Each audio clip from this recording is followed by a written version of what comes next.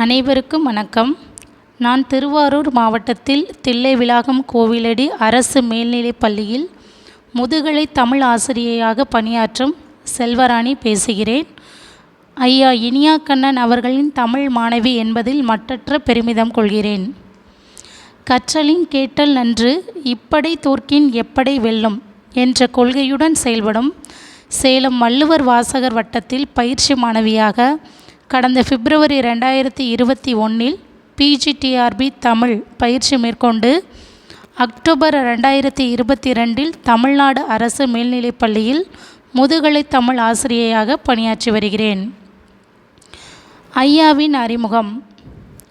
Corona காலம் என்பது எல்லோரும் வீட்டிலேயே முடங்கியிருந்த காலம். அப்பொழுது ஒரு நாள் நான் வழக்கம்போல் சமையல் செய்து கொண்டிருந்தேன். சமையல் செய்யும்போது சிறுகதைகள் கேட்டபடி சமைப்பது வழக்கம். அப்பொழுது திடீரென ஒரு காணொளி கேட்டது. நீங்கள் மாஸ்டர் டிகிரி படித்தவரா, பிஎட் படித்தவரா? நீங்கள் மிக விரைவில் அரசு பணியில் சேர முடியும். பிஜிடிஆர்பி எழுதினால் போதும், அரசு பணியில் சேரலாம் என்ற ஐயா இனியா கண்ணன் அவர்களின் வள்ளுவர் வாசகர் வட்ட காணொளிதான் அது. அந்த நிமிடங்களை என்னால் மறக்கவே முடியாது. அதுவரையில் இல்லத்தரசியாக இருந்த என்னை பல மாணவ மாணவியர்களுக்கு கற்பிக்கும் ஆசிரியையாக மாற்றிய காணொளிதான் அது. நான் ஆசிரியரின் காணொளியை பார்த்துவிட்டு இறுதியில் காணொளியில் இடம்பெற்றிருந்த ஐயாவின் தொலைபேசி எண்ணை குறித்து கொண்டு தொடர்பு கொண்டேன். ஐயா பிஜிடிஆர்பி தொடர்பான விளக்கங்களையும் ஃபீஸ் பற்றியும் சொன்னார். உடனடியாக நான் என்கிட்ட அப்பொழுது ஜிபே கிடையாது. பக்கத்து வீட்டில் உள்ளவங்கள்ட்ட ஜிபே மூலமாக நான் ஃபீஸ் கட்டிட்டு ஐயாட்ட சேர்ந்துட்டேன். எப்படி நீங்கள் அப்போ கொரோனா காலம் அப்படிங்கிறதுனால நேரடி வகுப்பு கிடையாது, ஆன்லைன் கிளாஸ் மட்டும் தான் இருந்துச்சு. நான் ஐயா கிட்டே கேட்டேன், எப்படி ஐயா படிப்பது, எப்படி கொஸ்டின்லாம் எப்படி தருவீங்க, புக்ஸ் எல்லாம் எப்படி தருவீங்க அப்படின்னு கேட்டேன். அப்போ சார் சொன்னாங்க, ஆன்லைன்லேயும் நாங்கள் மெட்டீரியல்ஸ் எல்லாம் அனுப்பிடுவோம் பிடிஎஃப் ஃபார்மெட்டில். அது கொரோனா காலம் அப்படிங்கிறதுனால பிடிஎஃப்லாம் அனுப்புனாங்க. இப்போ மெட்டீரியல்ஸ் எல்லாம் அவைலபிளாக இருக்குது. ஃபீஸ் எல்லாம் கட்டிட்டு சார்கிட்ட வகுப்புக்கான அந்த பாடப்புத்தகங்கள் மறுநாள் வரல. உடனே நான் சாருக்கு கால் பண்ணிட்டேன், எங்கே சார் புக்கெல்லாம் ஒன்றுமே வரல, ஒரு நாள் ஆயிடுச்சு அப்படின்னேன். நான் இல்லைம்மா, நான் எல்லாருக்கும் அனுப்பணும், கண்டிப்பாக அனுப்பிடுறேன் அப்படின்னாங்க.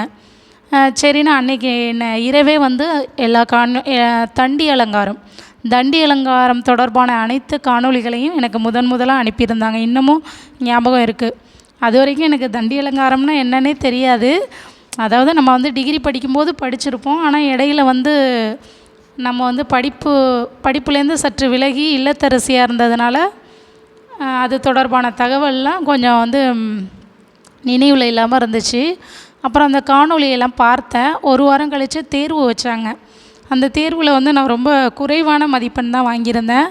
அப்போ ஐயா கிட்டே கேட்டேன், ஐயா இது என்னையா தண்டி அலங்காரம் இவ்வளோ கடினமாக இருக்குது, எனக்கு ஒன்றுமே புரியலை ஐயா, தேர்வுலேயும் ரொம்ப கம்மியான மார்க்கு தான் வாங்கியிருக்கேன், இன்னும் 3 மாதம் தான் இருக்குது பிஜிடிஆர்பி தேர்வுக்கு, என்னால் தேர்ச்சி பெற முடியுமா அப்படின்னு கேட்டேன். அப்போ சார் நம்பிக்கை விட்னாங்க, இல்லைம்மா உங்களால் முடியும், நீங்கள் இப்போ தான் வந்திருக்கீங்க, இந்த மார்க் அதிகம்தான், நீங்கள் நான் அனுப்பிவிட்ட காணொலியை மட்டும் பார்த்துட்டே நீங்கள் இந்த மதிப்பெண் எடுத்திருக்கீங்க, நீங்கள் தொடர்ச்சியாக வகுப்புக்கு வந்தீங்க அப்படின்னா நீங்கள் நிறைய மதிப்பெண் வாங்கலாமா, தன்னம்பிக்கையோடு நீங்கள் தொடர்ந்து படிங்க, 3 மாதங்கிறத நம்ம பார்க்கக்கூடாது, நம்ம எவ்வளோ முயற்சி போடுறோம் அப்படிங்கிறத தான் பார்க்கணும் அப்படின்னு சொன்னாங்க. அதே மாதிரியே நான் தொடர்ந்து படித்தேன். அப்புறம் ஐயா கிட்டே சேர்கிறதுக்கு முன்னாடி என்கிட்ட பிஜிடிஆர்பி சம்மந்தமாக எந்த புத்தகமும் கிடையாது, அதில் என்ன சிலபஸ் வரும் எதுவுமே தெரியாது.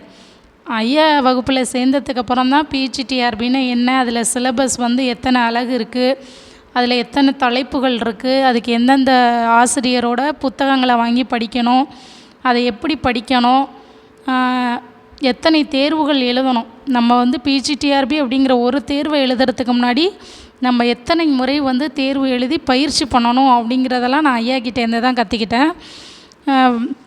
இப்போ முதலாக இலக்கணம் எனக்கு காணொளி அனுப்புனாங்க.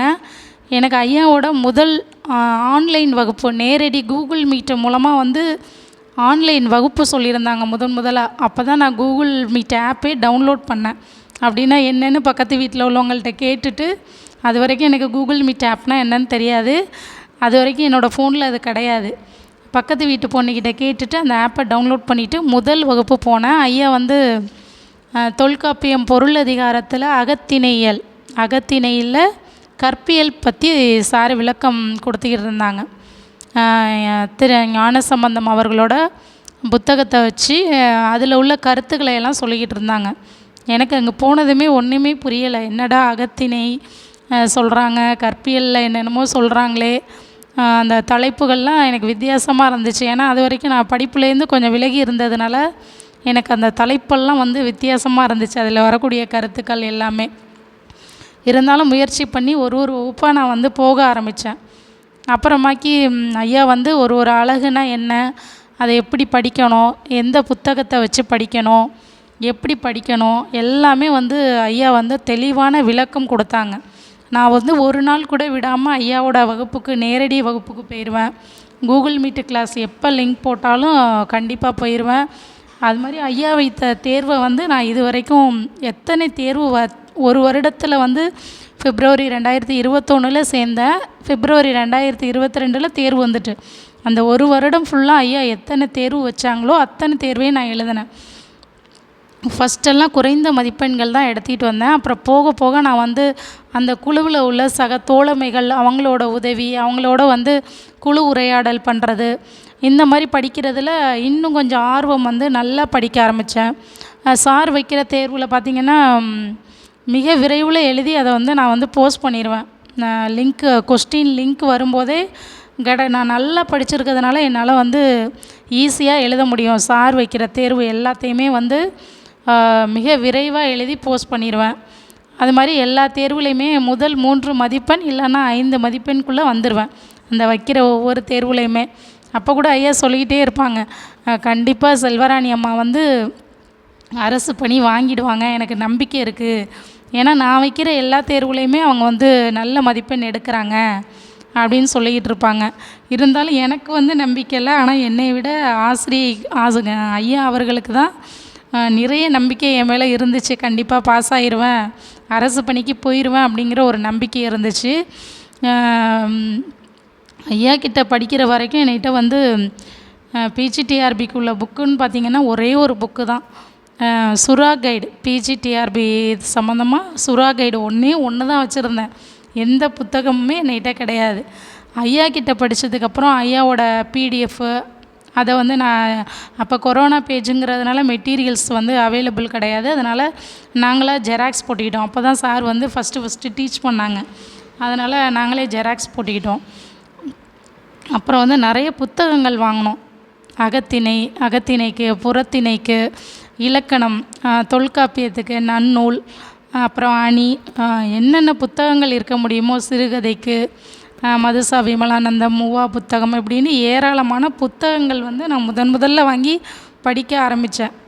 அப்போ வந்து நம்ம இவ்வளவு தெரிஞ்சுக்காமல் இருந்தோமா தமிழை பற்றி அப்படின்னு எனக்கே வந்து ரொம்ப வியப்பாக இருந்தது. நான் என்ன தான் வந்து எம்ஏ தமிழ் படித்திருந்தாலும் வந்து இவ்வளோ கருத்துக்கள் இருக்கா ஒவ்வொரு புத்தகத்துலேயும், தமிழ் வந்து இவ்வளோ சிறப்புடையது இருந்தாலும் அதில் உள்ள இலக்கியவாதிகள், கவிஞர்கள், சிறுகதை ஐயாவோட வகுப்புகள் வந்து ரொம்ப அருமையாக இருக்கும். உண்மையிலே வந்து தேவார மூவர் கதைகள், அப்புறம் மாணிக்க வாசகர், ஆழ்வார்கள், அப்படியே நம்ம பக்தியில் வந்து மூழ்கி போயிடுவோம். அது மாதிரி கிறிஸ்தவ இலக்கியங்கள், இஸ்லாம் இலக்கியங்கள், அதிலெல்லாம் நம்மளை அறியாமலே நம்மளுக்கே ஆர்வம் வந்துடும். அந்த அளவுக்கு வந்து அவங்க நல்லா நடத்துவாங்க வகுப்பெல்லாம். அதே மாதிரியே முதல் முயற்சியிலேயே, அதாவது பிப்ரவரி 2021 ஐயா கிட்ட வகுப்பில் சேர்ந்தேன். பிஜிடிஆர்பி தமிழ் பிப்ரவரி 2022 தேர்வு எழுதினேன். அதே 2022 அக்டோபரில் நான் வந்து பணி ஏற்பு ஆணை வாங்கி இப்போ வந்து தில்லைவிளாகம் அரசு மேல்நிலைப்பள்ளியில் முதுகலை தமிழ் ஆசிரியையாக பணியாற்றிக்கிட்டு இருக்கேன். இப்போ நடந்து கொண்டிருக்கிற 2025 மார்ச் 3லேருந்து 27ஆம் தேதி வரைக்கும் நடந்த அரசு பொதுத் தேர்வில் கூட நான் அறை கண்காணிப்பாளராக முத்துப்பேட்டை ஒன்றியத்தில் உள்ள ரகுமத் மேல்நிலைப்பள்ளியில் நான் பணிபுரிந்தேன். இது எல்லாத்துக்குமே காரணம் வந்து ஐயா இனியக்கண்ணன் அவர்கள் தான். ஐயா கிட்ட சேர்ந்து எல்லாருமே வந்து படிக்கணும். அது மாதிரி படிக்கிற நம்ம வந்து விடாமுயற்சியோட தன்னம்பிக்கையோடு படிக்கணும். ஆசிரியரோட உழைப்பு வந்து அதிக அளவில் இருக்குது. நம்மளை விட அதிக அளவில் ஐயா இனியக்கண்ணன் அவர்கள் வந்து உழைப்பு போட்டிருக்காங்க. அந்த வினாக்கள் எடுக்கிறது, பாடம் நடத்துறது, அதுலெல்லாம் ஐயா மாதிரி யாருமே வந்து டெடிக்கேஷனாக இருக்க முடியாது. அந்த அளவுக்கு பண்ணுவாங்க. அதை விட பல மடங்கு வந்து நம்ம மாணவர்களாகிய நம்மளும் வந்து பல மடங்கு நம்ம வந்து விடாமுயற்சியோடு செயல்படணும். கடைசி வரைக்கும் வந்து விடாமுயற்சியோடு செயல்படணும். முதல் முயற்சியிலேயே இது வரைக்கும் நான் பிஜிடிஆர்பிக்கு ப்ரிப்பேர் பண்ணதே இல்லை. ஐயா கிட்ட ஒரே ஒரு வருடம் தான் 2020 என்னோட பணி கிடைத்த மகிழ்ச்சியை வந்து உங்களோட பகிர்ந்துக்கிட்டதில் எனக்கு மிக்க மகிழ்ச்சி. அனைவரும் வந்து ஏதாவது ஒரு அரசு பணியில் வந்து சேர்ந்து வாழ்க்கையில் வெற்றி பெறணும் அப்படின்னு என்னோடய வாழ்த்துக்களை வந்து நான் தெரிவித்துக்கொள்கிறேன். நன்றி, வணக்கம்.